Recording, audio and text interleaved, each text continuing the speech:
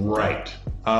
So again, in that case, you're writing off transportation costs. So, Yeah. it's that gets back to that conversation about what percentage of your car usage goes for the business and what percentage is for the personal. Um, the utilities, obviously, the way you want to think about the home usage is, for the stuff that I do from my home, if it was to get cut off, could I still operate the business? So, for instance, if you're using, Spectrum cable for your internet and you lose that, you can't operate. That's a business expense.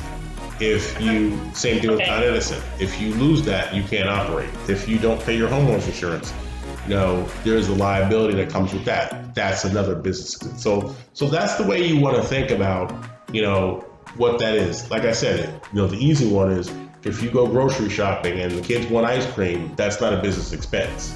Yeah. So that's the kind of the thinking that you want to have, like what is personal and what is business when it comes to, what I've paid.